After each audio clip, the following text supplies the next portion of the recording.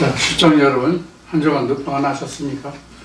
오늘은 2026년 4월 12일 주일입니다. 오늘도 찬송과 기도로 주일 예배를 시작합니다. 오늘 찬송가는 183장 빈들의 마른 풀같이입니다. 183장 빈들의 마른 풀같이. 혹시 통일 찬송가를 가지고 계신 분은 172장입니다. 시작합니다. 빈들의 마른 풀같이 시들은 나의 영혼, 주님의 약속한 성령 간절히 기다리네. 가물함의 마른 땅에 단비를 내리시듯 성령의 단비를 부어 새 생명 주옵소서. 반가운 빗소리 들려 산천이 춤을 추네. 봄비로 내리는 성령 내게도 주옵소서. 가물함의 마른 땅에 단비를 내리시듯 성령의 단비를 부어 새 생명 주옵소서. 설 따라 우로를 내려 조목이 무성하니 갈급한 내 심령 위에 성령을 부소서. 가물함의 마른 땅에 단비를 내리시듯 성령의 단비를 부어 새 생명 주옵소서. 참되신 사랑의 언약 어길 수 있사오랴. 오늘의 흡족하는 예 주실 줄 믿습니다. 가물함의 마른 땅에 단비를 내리시듯 성령의 단비를 부어 새 생명 주옵소서. 아멘. 기도드립니다. 천지의 주제시여 만왕의 왕이신 만군의 주 하나님, 오늘도 우리에게 큰 날, 거룩한 날, 아버지 하나님 복된 날 주셔서 오늘도 아버지 앞에 주의 백성들이 입을 모아 아버지께 찬송을 드리며 기도드리며 영광 드릴 수 있는 시간 주심을 감사합니다. 오늘도 이 주일을 통하여 아버지께 드리는 주의 백성의 모든 입으로 드리는 그 모든 찬송과 기도와 영광을 받으시고 아버지 홀로 찬송 받으시기를 원합니다. 이 세상 끝날까지 더 영원한 무궁한 그날까지 오늘도 홀로 찬송과 영광을 받으시기 합당하신 만군의 주님, 오늘도 아버지 하나님께서 생명과 호흡을 주사 생명 있는 자들로 하여금 아버지께 신령과 진정으로 예배드리게 하셨으니 아버지 저들이 드리는 모든 입을 통해 드리는 그 모든 찬송과 예배를 아버지께서 기뻐 받으시고 흠양해 주실 줄 믿습니다. 또한 아버지께서 오늘도 복을 내시고 은혜를 내려주셔서 아버지 앞에 나온 주의 백성의 모든 영혼 위에 아버지께서 만대와 만세전으로 감추었던 하나님의 우리 주 예수 그리스도를 밝게 드러내어 말씀하여 주셔서 이 말씀으로 함께하는 주의 백성의 모든 영혼이 항상 아버지 앞에 소상함을 받으며 우리 주 예수 그리스도와 함께 영원한 생명의 길을 걸을 수 있게 하여 주시기를 원합니다.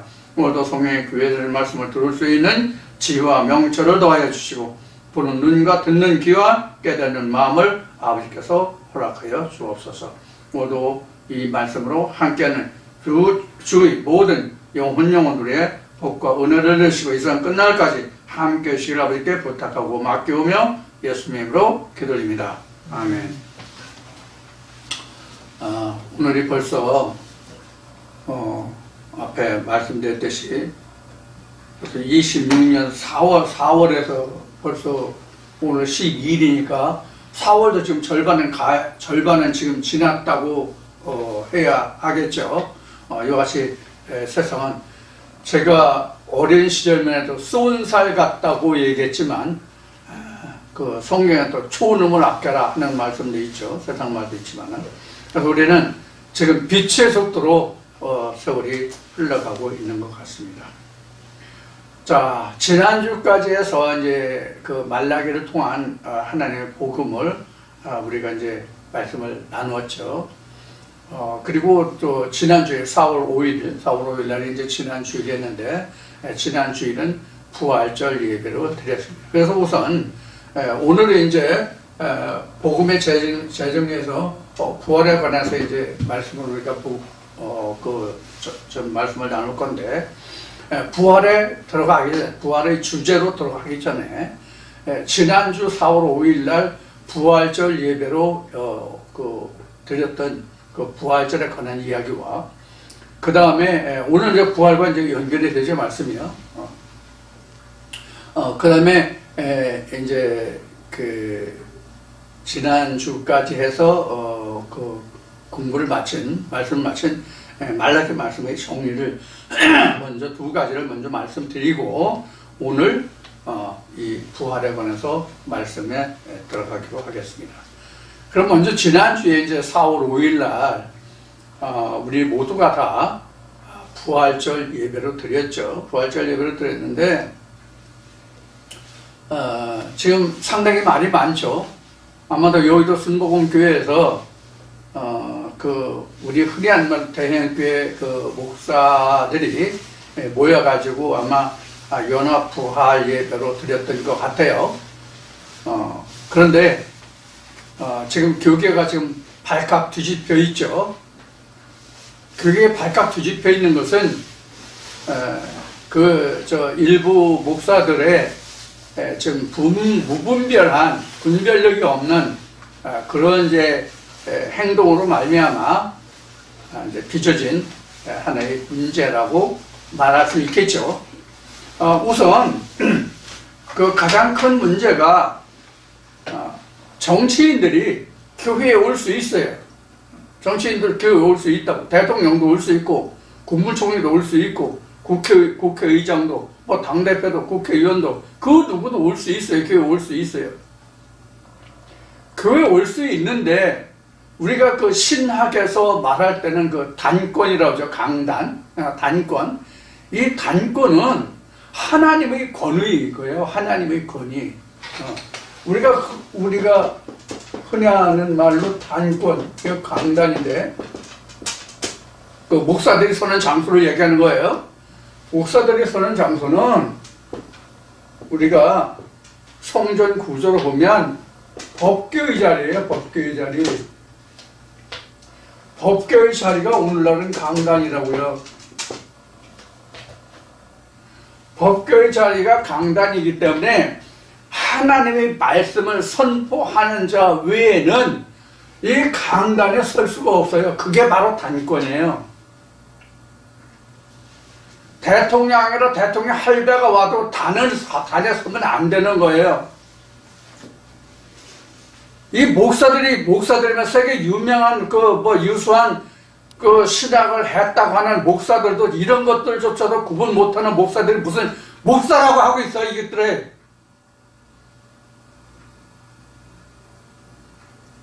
특히 소강성 목사 같은 사람은 지난 4월 5일 날이 아니라도 평상시에 말이 많은 사람이잖아. 그게 무슨 목사야, 그런 게.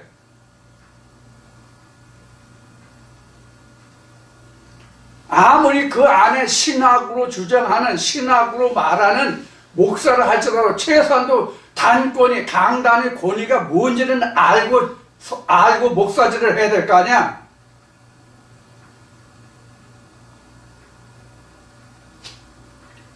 이게 교회가 이렇게 썩었기 때문에, 교회가 이렇게 썩었기 때문에 세상이 이렇게 부패한 거예요. 이미 저는 이미 수년 전에 그 에레미야 말씀을 통해서 종교가 어떻게 썩었는지를, 어떤 역할을 해야 하는지를 이미 말씀드린 바가 있어요.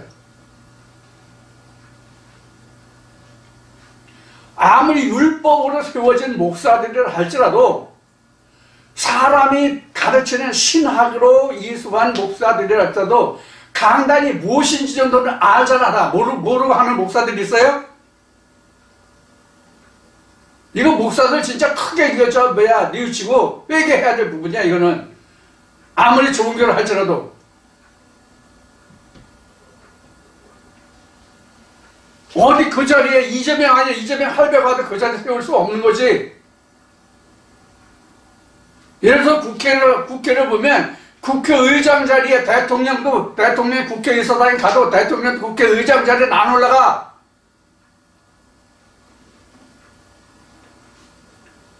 아니, 저 국내에는 물론 세계도 내놓는 굴지 교회 목사들이 뭐 하는 것들이냐고, 이게 도대체가. 너희들은 율법적으로라도 하나도 너희들은 하나님의 그 은혜 안에 있지 않아.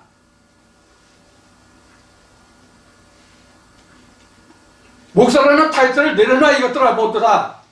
부끄럽지 않아, 하나님 앞에?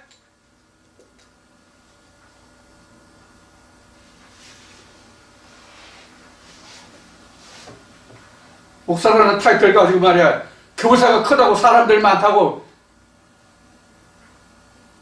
허전해버리고 말이야. 너희들이 하나님의 종이야? 당당한 놈이 있으면 한 놈이라도 나와봐.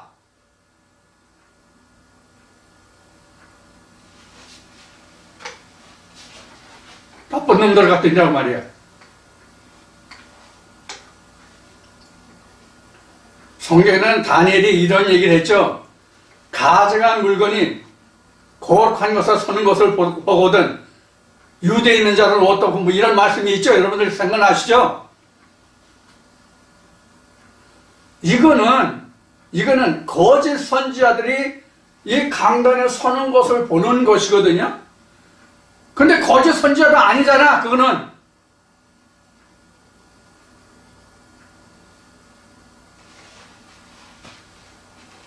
가증한 물건도 안 된다고, 이재명은. 하나님 앞에는 가증한 물건도 안 돼. 그런 사람들한테 급식거래 목사들이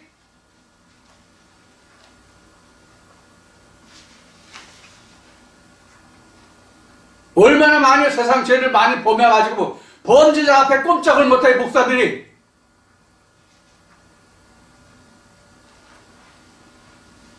그래도 단에 올라가서 뭐 거룩 찾고. 너희들이 그래서 가증한 물건이 되는 거야. 그래서 스스로 하나님 앞에. 소강석, 거기다 여기서 순복음교회 이영훈 목사야? 대가리가 똥에 가득 찬 놈들 말이야.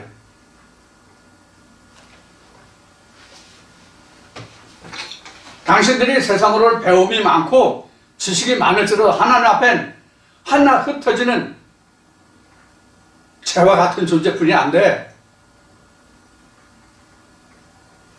지금 교회가 그래서 발칵 뒤집혔죠?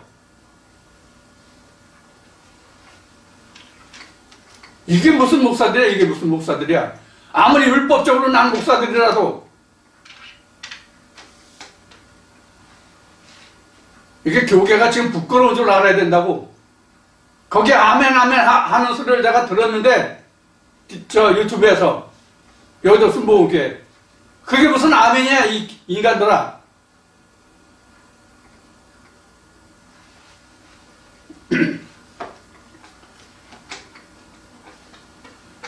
자, 오늘 이 말씀으로 함께 하시는 분들 조금 이제 좀 식상하셨겠지만은, 이건 진짜 하나님을 우리가 알고 하나님을 섬기는 주의 백성의 입장에서는 분개하지 않을 수 없는 일들이에요. 떳떳한 놈이 있으면 하나님 앞에 바로 얘기해봐. 자, 그 다음엔 두 번째는 이제 첫 번째 지난주 부활절에 대해서는 이 정도만 하겠습니다. 할 말은 많아. 이 정도만 하겠습니다. 그 다음에 지난주까지 그 했던 말라기 말씀을 통해서 했던 그 11조에 관해서 좀 보충 말씀을 드리고 앞에 말씀드린 바 서두에 말씀드린 바와 같이 부활에 관해서 말씀을 나누기로 하겠습니다. 우리가 11조라고 하는 것은 양적 아니면 부피나 이런 거로 보면 이제 양이겠죠. 양적으로나 또는 이제 그 화폐로 하면 또 그 액면이 되겠죠. 그래서 그 어떤 양적이나 액면으로 그 표현될 수 있는 것이 11조가 아닙니다. 다시 말씀드려요. 11조는 양이나 액면으로 표현될 수 있는 성질의 것이 아니라 이 얘기입니다. 왜 이 얘기를 하냐면 어느 분이 댓글을 다신 분 중에 11조는 에바다 또는 호멜이다 또는 오멜도 있고 호멜도 있어요. 또는 밭이다 이런 이제 단위들이 나오는데 이런 건 이제 부피나 이제 가루나 밀가루 밀이나 불이나 가루나 또는 액면이죠. 기름이나 이런 것을 청량하기 위해서 나온 그 청량자가 에바나 호멜이나 밭이나 이런 것들이에요. 그런데 한 호멜 같은 경우에는 현재 오늘날 우리가 쓰는 부피로 따지면 220리터에 해당하는 양이에요. 220리터. 그럼 우리가 220리터면 여러분들 얼른 생각이 안 나겠지만 220리터면 엄청난 양이에요. 엄청난 양이라고 무척 큰 얘기예요. 그러니까 2리터가 우리 물병, 페트병 큰 거 있잖아요. 그거 하나가 2리터예요. 그러니까 한 호멜 하면 220리터면 그게 몇 개예요? 220에 2리터짜리면 열 몇 개가 돼야 되나요? 이런 게 된다면 열 몇 개인가? 120개인가? 하여튼 이렇게 된다면 220리터를 2리터로 하면 얼마야? 하나 110개네? 55개네? 그렇죠? 이렇게 나오죠? 그런데 에바는 220리터에 10분의 1이에요. 이게 한 호멜이 220리터고요. 20이면 110개. 110병이네? 110병이죠. 2니까, 그렇지. 2, 이게 이제, 한 호멜은 220이고요. 그 다음에, 에바는, 한 호멜에 10분의 1이다. 이렇게 되어 있거든요. 그러면, 이거 10분의 1이니까, 이건 22리터 뿐이 안 되죠. 에바는. 220에 10분의 1이니까 22리터 뿐이 안 된단 말이에요. 그래서 이거를 하나님 11조가 한 호멜이다 또는 한 에바다 이렇게 얘기하면 틀린 것이 뭐냐면 이쪽으로 보면 220리터인데 이쪽으로 보면은 22리터 뿐이 안 되잖아요. 그러면 어떻게 돼요? 가치가 틀려지잖아요. 양이 틀려지잖아요. 양이 전혀 다르잖아요. 이러면 하나님의 가치가 변질되고 변형되고 틀려진 결과가 된다고요. 그래서 한 호멜이다 에바다라고 표현을 한다면 또는 한 바스나 이렇게 표현을 한다면 이거는 적절한 것이 아니다 그런 얘기예요. 다만 히브리서에 있는 말씀에 하나님의 항아리에는 뭣도 있고 하는 말씀 나오죠. 이제 이 얘기 나오니까 이제 신학 때 이게 목사고시에 이게 이제 나왔었던 기억이 나는데 그래서 이렇게 하려면 차라리 이걸 이렇게 하려면 한 오멜이다 또는 에바다라고 하기 전에 금 항아리에는 뭐 들었냐 보면은 거기에 만나도 나와 있거든요. 그래서 금 항아리에 만나다 이렇게 표현하면 돼요. 이렇게 표현하면 된다고. 이거는 맞아요. 그런데 한 오벨이다, 에바다, 또는 뭐 바트 또는 바트, 이거는 아니다는 얘기예요. 왜? 어느 쪽으로 쓰느냐에서 양의 크기가, 부피 크기가 다르니까 절대적인 가치가 안 되잖아요. 하나님은 상대적인 가치가 아니라 절대적인 가치를 말씀하고 계시다, 이렇게 얘기했죠. 그래서 이렇게 얘기할 때는 이거는 맞지 않다, 적절하지 않다, 적절하지 않다라고 표현해야 맞는 거죠. 그 다음에 표현하려면 이렇게 하면, 이건 절대적인 가치가 변하지 않죠. 이거는 변화하지만, 그래서 이러한 의미에서 그 10분의 1을 11조를 여러 가지로 표현할 수 있지만, 그 10분의 1은 어떤 양적이나 액면으로나 어떤 그런 크기로 말하는 것이 아니라, 온전한 11조라는 부분에서 말씀을 들었듯이 온전하다고 하는 것은 절대적인 가치가 변함이 없는 것이 사실은 온전한 거예요. 그래서 우리가 그 액면이니 또 그 양이니 하는 것을 말씀을 드렸으니까, 우리가 화폐를 얘기하면 전에 학교 다닐 때 많이 배우셨고, 또 들으셔서 또 경제를 하시는 분들은 잘 아시겠지만, 그 근본이라는 말이 있잖아요. 근본이가 그 화폐적으로 절대적인 가치예요. 예를 들어 우리가 금 한 돈에 지금 얼마나? 금 한 돈에 예를 들어서 10만 원이라고 합시다. 돈당. 금 돈당 10만 원이라고 합시다. 그러면 한국은행에서 10만 원을 그 화폐를 발행했다면, 금이 한 돈이 있어야 돼. 한 돈이 저장되어 있어야 되는 거야. 그러니까 한 돈이라는 것은 이때 화폐 가치로 따져서 한 돈은 10만 원이니까 10만 원이라는 가치가 한 돈이다, 그런 얘기예요. 이게 절대적인 가치예요, 이게 화폐. 그런데 이 돈의 액면은 물가나 또 여러 가지 사회 여건에 따라서 변화하잖아요. 물론 금도 변화해요. 근데 금은 근본에는 절대적인 가치로 있기 때문에 그 근본에는 변화가 안 되는 거거든요.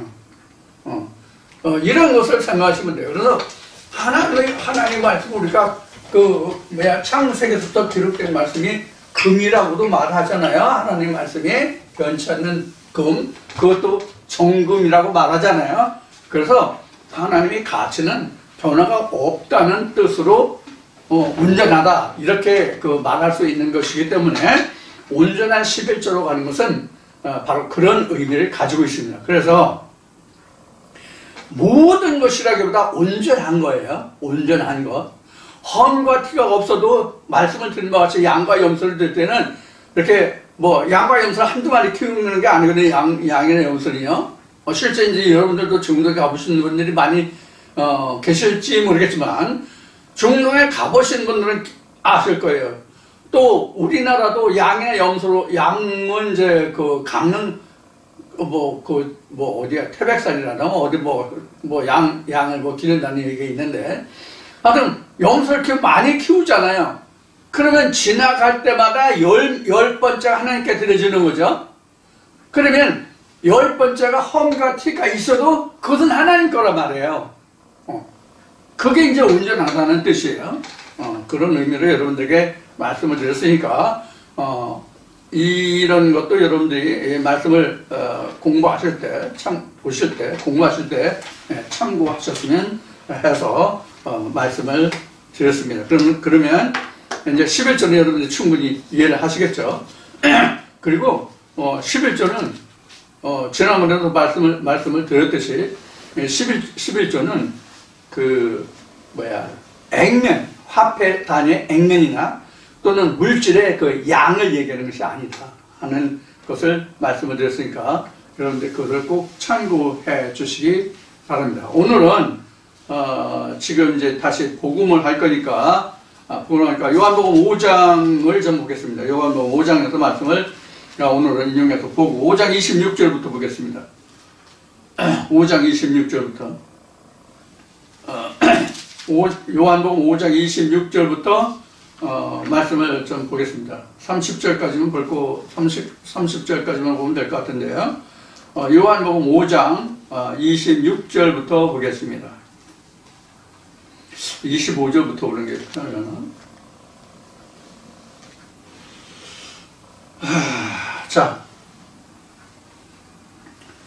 자, 어디부터 보냐면 조금 앞으로 당겨가겠습니다. 앞으로 좀 더 거슬러 올라서 24절부터 보겠습니다. 요한복음 5장 24절부터 보겠습니다. 요한복음 5장 24절부터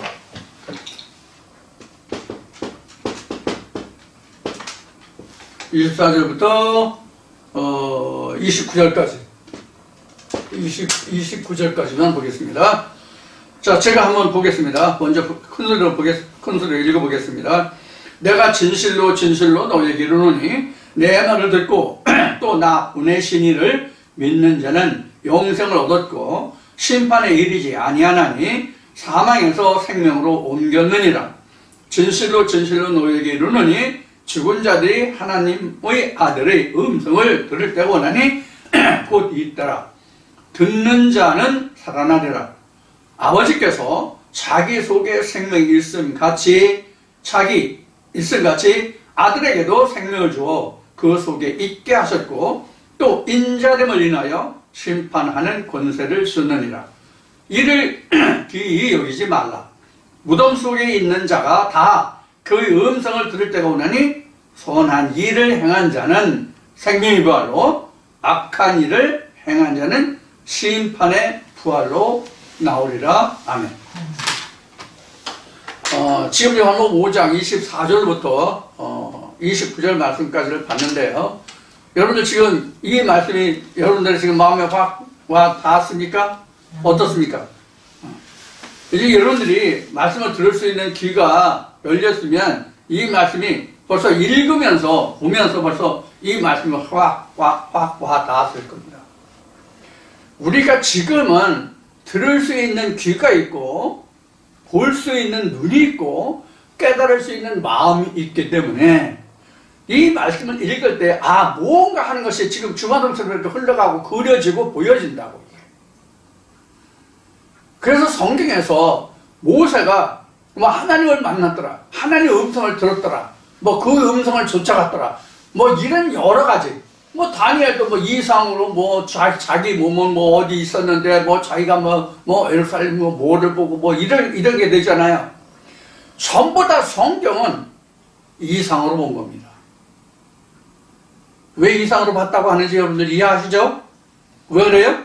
하나님의 영이시기 때문에 육체를 가지고 있지 않아요. 뼈와 살이 없어요. 육체가 없어요. 그럼 하나님은 영이시니까 우리가 영으로 되면 아는 거라고. 이것을 우리가 하나님을 보았다. 하나님의 영으로 인정을 얻었다. 이상을 보았다. 이렇게 이야기하는 거예요. 그런데 우리가 이런 걸 몰랐지. 이런 걸 몰랐기 때문에 헤매고 캄캄한 밤중 같은 거야. 찬송가 있음같이. 그래서 여기서 우리가 가장 부활에 있어서 중요하게 생각할 것은 무엇이냐면 부활을 생각할 게 아니라 왜 부활해야 하는가를 생각하는 거예요. 그럼 부활이 뭔가 하는 것을 생각하는 거예요. 이 부활이라는 것을 생각하면 뭐가 전제되냐면 이렇게 쓰면 어떻게 되지? 이걸 생각해서 죽음. 이 죽음이 뭐죠? 죽음의 품사가 뭡니까? 품사 아시죠? 명사, 뭐 동사, 형용사, 부사 이런 거요. 이 죽음이 뭡니까? 품사가. 죽음 품사가 뭐예요?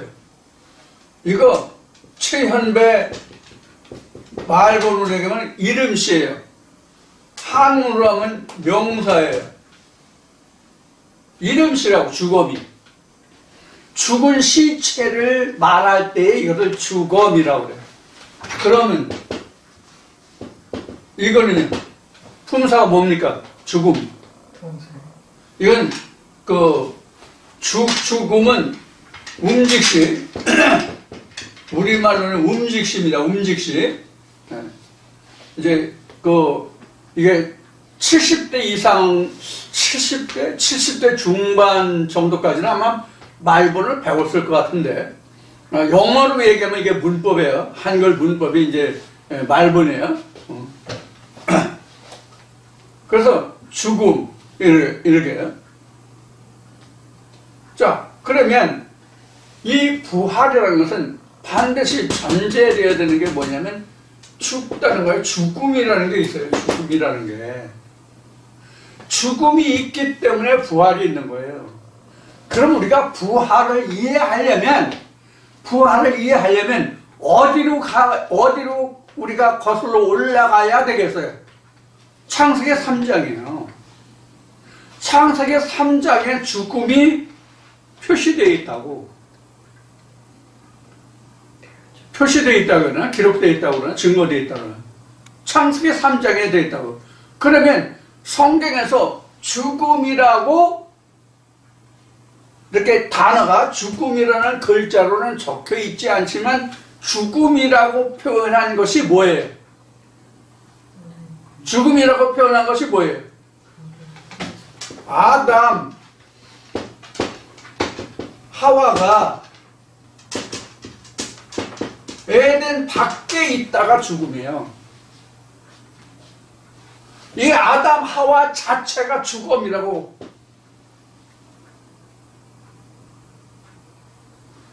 왜 죽은 거예요? 왜 죽은 거예요? 생명과가 없잖아. 이게 죽음이라고. 자, 그러면 왜 지금 요한복음을 지금 말씀을 보는데 어느 댓글을 단 자가 이런 자가 있었어요. 11절에서 지금은 구약이 아니라 신약이다. 이렇게 얘기했어요. 예, 맞죠? 지금 신약이 맞죠? 지금 신약 시대 맞나요? 근데 이제 이 부활에서 신약과 구약을 그동안 여러 가지로 여러 차례 얘기했지만 신약과 구약을 다시 얘기할 거예요. 자기는 신약 시대라고 얘기지만 지금은 신약 시대이기 때문에 11조가 없다는 사람은 구약도 신약도 아니라 혼돈 시대에 있는 사람이에요. 그 사람은. 자기는 뭐 아는 것 같이 얘기를 했지만 하나님 앞에는 부끄러운 존재죠. 자, 이게 웃을 일이 아닌데 미안합니다. 그래서 이러한 내력을 알아야만 지금 요한복음 5장 말씀을 이제 24절부터 29절까지 이제 우리가 봤잖아요. 여기에서 제일 문제가 되는 게 뭐냐면 죽은 자들이 내 음성을 들을 때 온다고 되어 있다고. 죽은 자들이. 무덤 속에 있는 자들이 이렇게 되어 있다. 내가 24절부터 다시 볼까요? 내가 진실로 너에게 이르니 내 말을 듣고 또 나 보내신 이를 믿는 자는 영생을 얻고 심판에 이르지 아니하니 사망에서 생명으로 옮겼느니라. 이렇게 되어 있죠. 이게 이제 올바른, 이게 바로 부활을 얘기하는 거잖아요. 사망에서 생명으로 옮겼다. 이게 부활이잖아요. 그러면 여기서는 지금 부활이라고 얘기했지만 성경의 구약의 역사 속에서는 이 부활이 뭡니까? 그럼 사망에서 생명으로 옮겼다는 이 부활이 어떤 거냐고요? 6월절이에요. 그게 파스카잖아요. 이번에 파스카잖아요. 이게 6월절이잖아요. 그래서 6월절에 사망에서 생명을 옮겼다예요. 그래서 애굽은 다 죽었는데 이스라엘 백성들만 살았잖아요. 그 산 게 뭐예요? 양의 피 때문에 살았잖아요. 이게 성경에서 말하는 첫 번째 부활이에요. 이게 첫 번째 부활이에요. 6월절이라는 것이 표면적으로 부활이라고 이야기한 첫 번째 기록이에요. 그러면 부활이 여기가 처음이에요? 지금 얘기한 이스라엘 백성들이 창세기에 끝나고 출애굽기에서 이스라엘 백성들이 모세를 인해서 애굽 땅에서 나왔던 그때 출애굽이 처음 출애굽이에요? 창세기에서는 출애굽이 있어요, 없어요? 있어요. 창세기에도 출애굽이 있다고. 그럼 창세기 출애굽이 뭐가 출애굽이에요? 창세기 출애굽이 뭐예요? 아브라함이 되는 게 출애굽이에요. 다만 틀리다면 뭐가 틀리냐면 아브라함이나 같은 사람이죠. 같은 사람인데 이건 한 사람을 인한 출애굽 유월절이라면 모세를 통해서 이스라엘 백성들이 모두가 출애굽은 한 국민이, 한 민족의 한 족속이 나왔다는 것만 틀려요. 개인이냐 집단이냐만 틀려요. 이 신학이나 목회자들이 이것을 알지 못한단 말이에요. 그냥 그래서 오늘날 부활하면 가장 거슬러 올라가는 때가 언제예요? 가장 많이 거슬러 올라가면 어디로 거슬러 올라가냐고. 2000년이 이 땅에 예수를 국한해서 부활이 이루어지잖아요. 그렇게 언급이 되잖아요. 그게 아니란 말이에요. 그러면 지금까지 말씀드린 내용을 놓고 보면 부활이 어디로 거슬러 올라가야 부활이라는 단어가 설명이 될 수 있습니까? 창세기 3장부터예요. 부활이라는 설명을 하려면 사실 창세기 4장부터 이야기하는 게 가장 정확한 거예요. 창세기 3장까지는 죽었다예요. 창세기 4장부터 이미 수없이 오래전부터 이야기했듯이 창세기 4장부터 창세기 3장까지 그 죽은 아담과 하와를 살리는 역사를 설명하고 있는 길이 창세기 4장부터 요한계시록 아멘까지라고 이미 여러 번 말씀을 드렸어요. 이것을 알지 못하면 부활에 대해서 100번, 1000번, 10,000번을 얘기해도 소용없는 거야.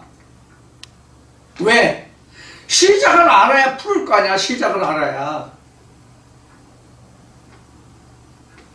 문제를 냈으면 어떤 시험 문제가 있으면 그 시험 문제에 대한 그 근원을 알아야 그 시험 문제에 대한 정확한 답을 기록할 수 있잖아요. 결과만을 기록하는 것이 아니라 과정을 다 알아야만 이게 아는 것이란 말이에요. 그래서 예를 들어서 제가 설명을 드렸던 것이 뭐냐면 학교 다닐 때 시험 문시 객관식 선택형 사제 선택형이 있고 그다음에 주관식 문제가 있잖아요. 주관식 문제에서 답만 쓰면 맞는다, 틀린다. 이 사람이 과연 이 문제에 대한 과정을 충분히 이해하는가를 살펴보는 것이 주관식이거든요. 특히 수학 문제가 그렇잖아요. 특히 수학 문제가 처음부터 어떤 공식에서 어떻게 응용해서 그것이 어떻게 풀어지고 그 요소들을 인자를 풀어서 답을 유도해 가느냐, 이 과정을 보는 거잖아요. 성경도 마찬가지예요. 그래서 이것도 그동안 우리가 수없이 나눈 이야기지만 성경은 시작이 없는 문제가 없고 시작이 없는 답이 없어요. 그렇기 때문에 성경은 답만 요구하는 것이 아니고 구약이면 구약, 신약이면 신약이 따로 나누어서 설명할 수 없는 것이고 어느 선지자가 어느 사도가 말한 것은 그 선지자가 그 사도가 말한 것이라고 딱 잘라서 그쪽으로만 구분해서 설명할 수가 없는 것이다. 왜? 성경 전체는 다 연관성이 있다. 다 같은 한 고리 내에 연결되어 있는 것이거든요.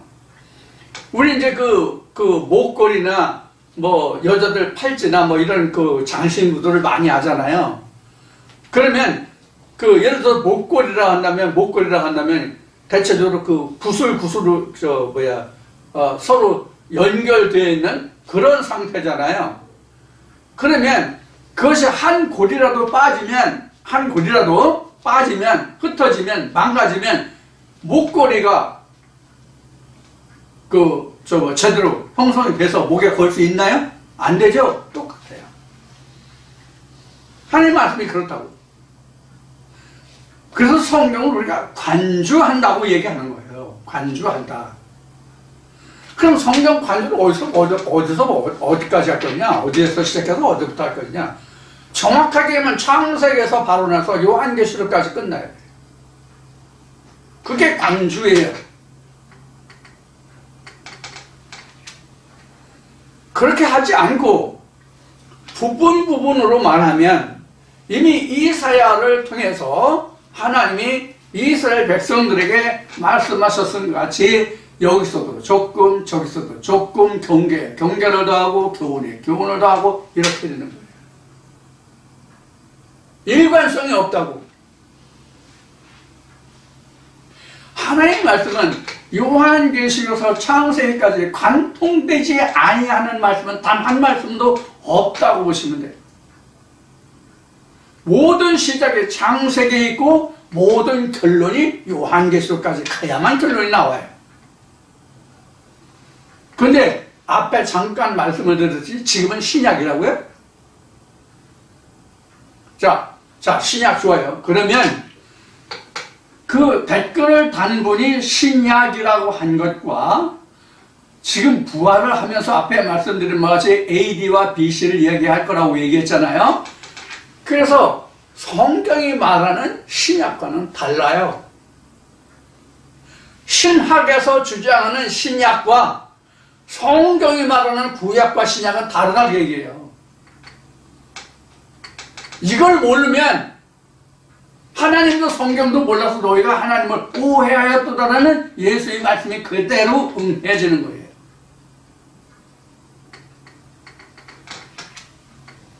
성경은 시대를 초월하는 말씀이에요. 성경 말씀은 시간과 공간을 초월해요. 제 얘기 아니에요. 성경에 그렇게 써져 있어요. 우리가 마지막 때에 될 일이라고 치부하는 성경이 한 권 있죠. 어느 성경이에요? 요한계시록입니다. 구약도 지나갔고 신약도 지나갔고 이미 우리에게 남은 것은 오로지 요한계시록 뿐이다. 그리고 다니엘서 일부다. 이렇게 얘기하는 신학자들이 많거든요. 그럼 그 말씀에 그렇게 주장하는 사람들의 주장하는 사람들의 그 성경이 요한계시록으로 얘기했잖아요. 그럼 요한계시록 보면 이렇게 기록하고 있는 1장에 이렇게 기록하는 부분이죠. 전에도 계시고 시방도 계시고 장차 오실 이렇게 돼 있죠. 그럼 전에 계셨던 거 빼야지.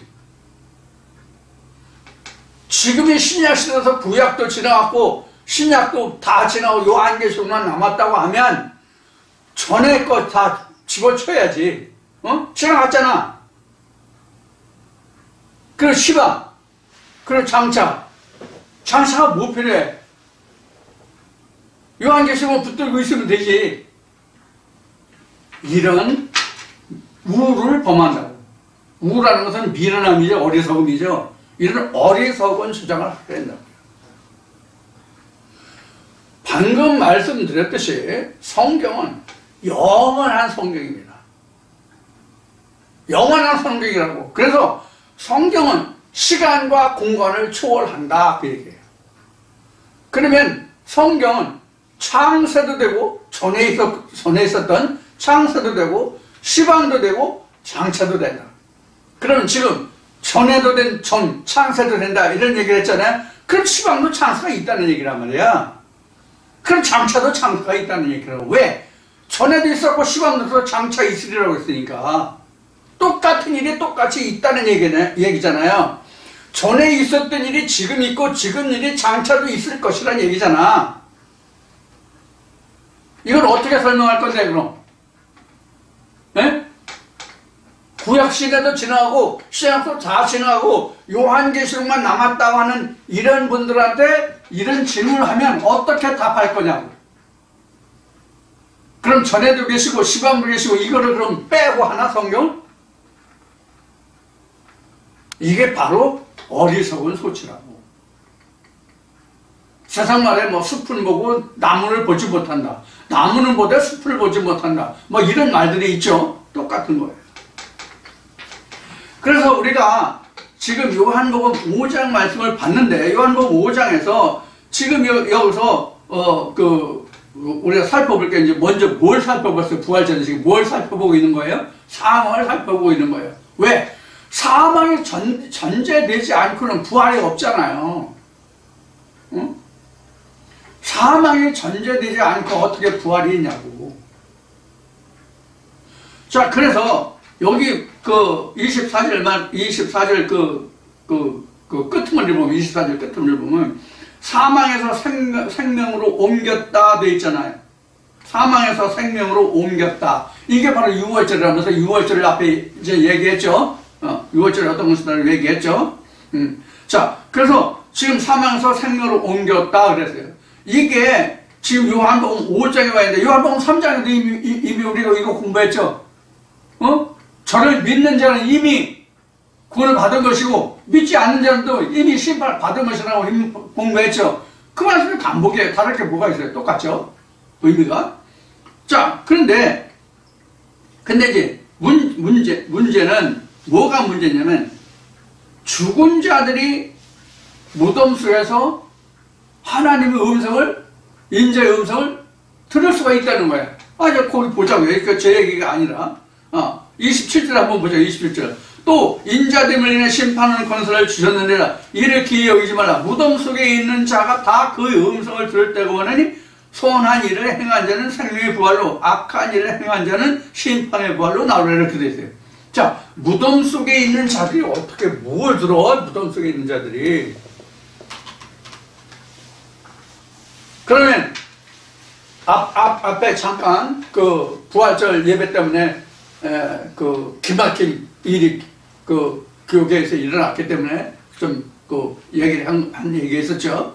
좀 그러면 왜 교회 강단에서 하나님 말씀을 산자들을 향해서 증거하냐고. 응? 지금 지금 28절에 교들이 이 말씀을 놓고 그렇게 질문하면 어떻게 답변할 건가?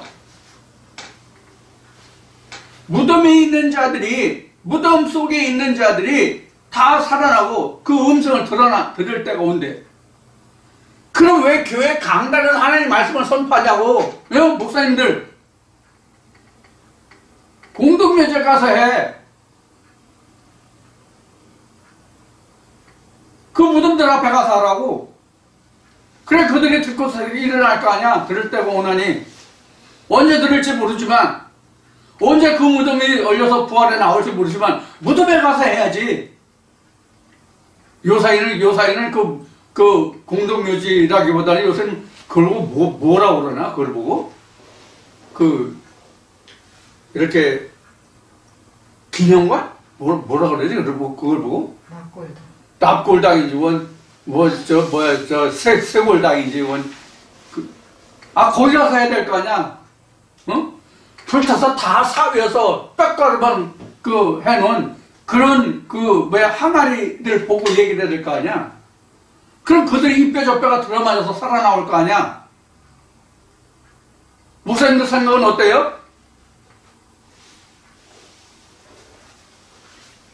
저 같이 무덤 찾아다니면서 납골당인지 쇠골당인지 찾아가서 한번 해볼까요?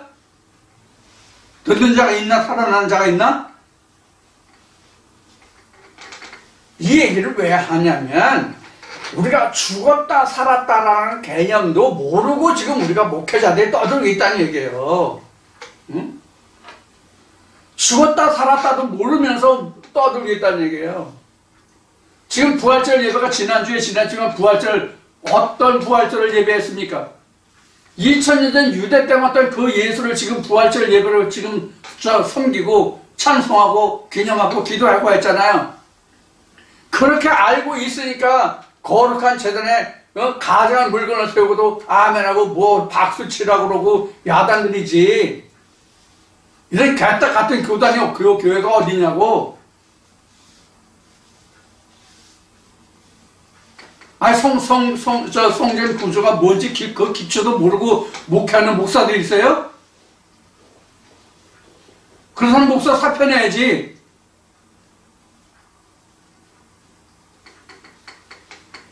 단권 하면서 단권이 뭔지도 모르면서 목회한다면 사표 내야 되는 거 아니에요? 자, 그래서 우리가 사람으로는 똑똑하고 유명하고 그런데 사도 바울이 그래서 한 말이 뭐냐, 세상으로 유명한 자는 내가 도움이 된 자가 없다. 하나님이 하나도 도움이 된 게 없어, 세상으로 유명한 자들은. 자, 그래서 우리가 지금 부활이라는 것을 생각하려면 먼저 무엇을 생각해야 된다고 지금 제가 말씀드린 거예요? 죽음이라는 것이 무엇이다라는 것을 먼저 알아야 된다는 얘기예요, 죽음이.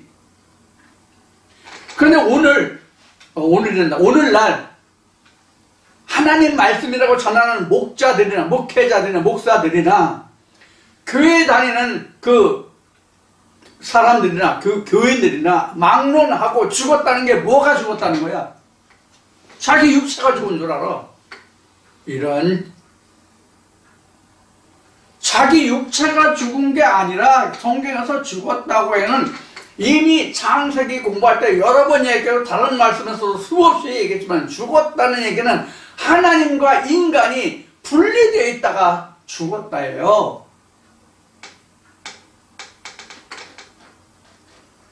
다시 얘기해요. 죽었다는 뜻은 인간과 하나님이 사이가 벌어져서 교통하지 못하고 있다는 얘기예요. 이게 가장 근본적인 설명이 어디에 있습니까?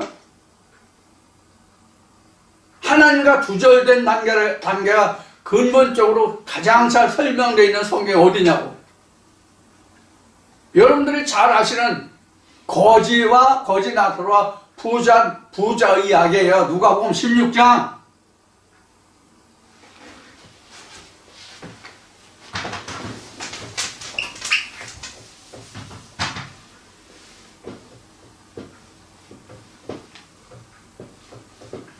이 목사들이나 교회 다니는 사람이 너무 성경에 대해서 무지해.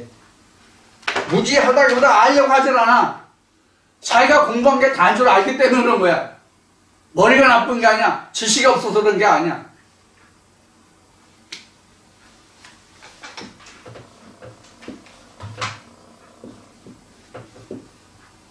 여기 누가 있어요? 거지 나사로가 있죠? 여기 누가 있어요? 여기 누가 있어요? 여기가 뭐예요? 이 얘기라고. 이게 누가복음 16장이잖아. 부자가 이렇게 눈을 들어 멀리 바라니까 거지 나사로가 아주 비단 옷을 입고 그냥 화려하게 하고 있잖아.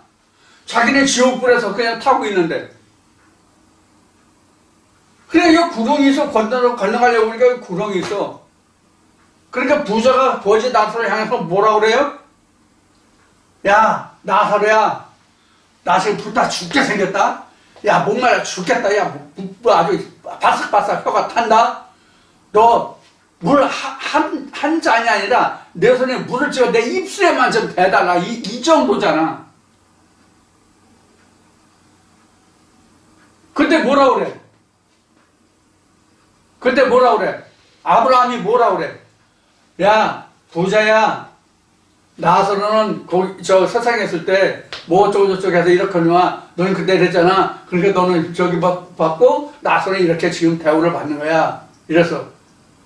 그럼 물 한 방울 찍어놔라. 그런데 내가 가고자 해도 네가 오고자 해도 구렁이 있어서 가지도 못하고 오지도 못해. 이렇게 있죠. 이 구렁이 뭐예요? 이 구렁이 뭐예요? 이게 율법이에요, 결국은. 율법이라고. 이게 결국은 신학이 된다고, 이게. 결국은. 신학도 성경적인 율법이 있고, 유전적인 율법이 있고, 이렇게 많이 나누어 봐야 돼요.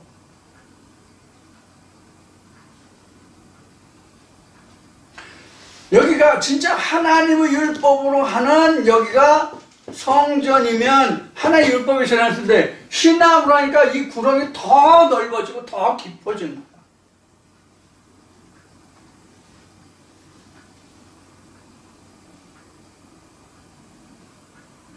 지금 이 역할을, 이게 가교 역할을, 여기가 지금 예수가 하느냐, 예수가 하느냐, 모세가 하느냐, 이제 이렇게 돼요, 성경적으로 얘기하면. 근데 모세도 모세 나름이란 말이야. 모세도 모세 나름이라는 건 좀 어폐가 있긴 해요. 여러분이 여기 율법을 했기 때문에 그냥 모세라고 한 거예요, 그냥 통틀어서. 이 모세도 하나님표 모세가 있고 신학표 모세가 있단 말이에요. 무슨 뜻인지 아시겠죠? 그래서 이거는 유전이야. 그리고 하나님표 모세는 그냥 가교적 역할을 하는 거예요. 가교적 역할이라는 것은 갈라디아서 4장에 있는 말씀인데, 그가 본래 아들일지라도 어릴 때에는 총지기 아래 두나니, 그런 의미의 가교적 역할이에요. 그런 역할이야. 여기에서 여기로 오는 거죠. 이렇게 건너뛰는 거죠. 여기 건너뛰는 거죠. 누구나 다 우리는 다 부자예요. 이 부자는 애굽이어야 애굽을 얘기하는 거예요. 여기에서 이걸 넘어가야 되잖아. 못 넘어가는 거야. 뭐 가서 신학이나 율법을 가려서. 그래서 로마서 2장에는 율법으로 의롭다함을 입을 육체가 없다. 즉 율법으로 구원을 입을 육체가 없다. 그런 의미가 모세가 가나안 땅에 들어가지 못했다예요. 그러나 실제로는 복음서에 보면 그 변화사에서 모세를 위해서 엘리야를 위해서 집 세차를 짓자는 얘기가 나와요, 안 나와요? 그 증거 뭐예요? 모세는 천국에 있다는 얘기거든. 왜 그럼 모세는 천국에 있냐? 모세는 그냥 우리가 신학에서 배우는 세상적으로 할 때는 모세를 그냥 인간적인 모세, 옛날에 누구의 아비와 누구의 어미 몸을 통해서 태어난 모세로 생각하면 안 된다고. 모세는 율법이고 예수는 진리의 상징이지. 그래서 성경에는 모세의 무덤도 있고 예수의 무덤이 있는데, 모세의 무덤도 예수의 무덤도 둘 다 그 무덤이 아는 자 없다고 성경은 증거하고 있다고. 이게 무슨 뜻이냐? 그들은 죽음에, 모세와 예수는, 즉 하나님의 본체와 그 알맹이는 무덤에 들어갈 수가 없다. 죽음에 이를 수가 없다. 사망에 이를 수가 없다는 의미거든요. 무덤이 없다는 뜻이.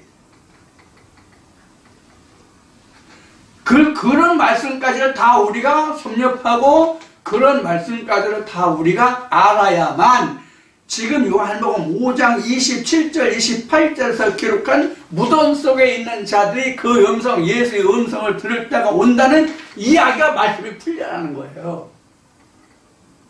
요한복음 5장은 요한복음 4장에서 사마리아 여인과의 그 대화가 있고 난 후의 얘기잖아.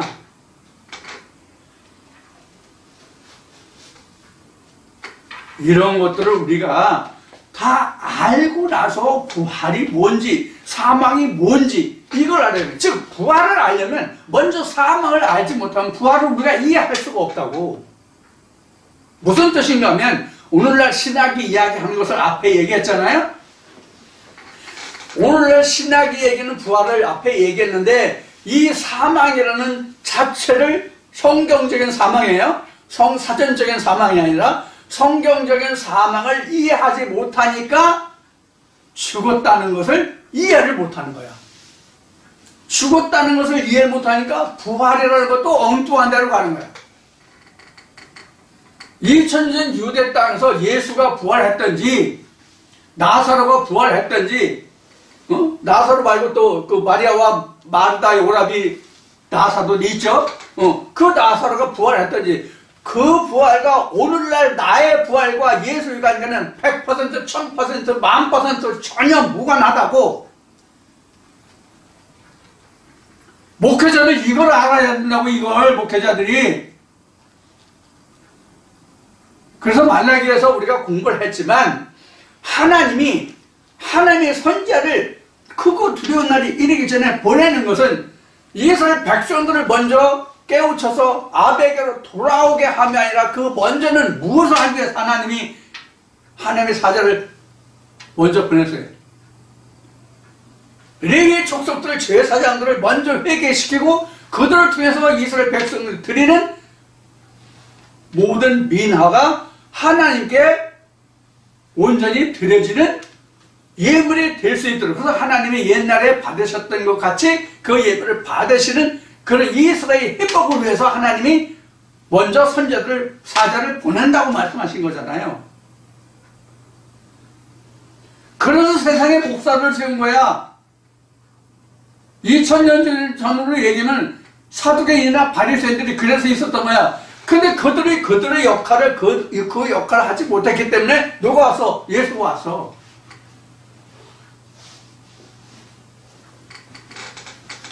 그래서 성경은 이렇게 증거하고 있는데, 너희들 중에 선지자가 있음을 너희가 알리라. 영적 흑암기라고 하는 것은 말라기에서 세례요한이 오고 예수가 오는 그 기간을 이야기하는 거예요. 성경이 말하는 건. 이게 신학적으로는, 세상적인 역사로는 그게 400년인지 430년인지 430만 년인지 4억 3천만 년인지 그것은 모르겠어, 확실히. 신학에서 그게 430년이다 400년이다 얘기하니까 그런가 보다 아는 거예요, 지금. 그 시대에 살아서 그 기간이 400년인지 430년인지 실제 목격했기 때문에 그 시대가 430년이다라고 얘기하는 사람이 있어요, 오늘날? 없잖아요. 그 기간이 얼마였든지 간에 오늘날 우리와는 전혀 무관하다고. 왜 무관하냐? 내가 부활에 들어가지 못하면 그 기간이 나와 관계없다는 얘기예요. 자, 좀 시간이 좀 너무 길면, 지금도 뭐 이미 길어졌지만 시간이 너무 길면 지루하니까 자, 여기서 마치고 부활에 관해서 좀 쉬었다 다시 시작하겠습니다. 잠시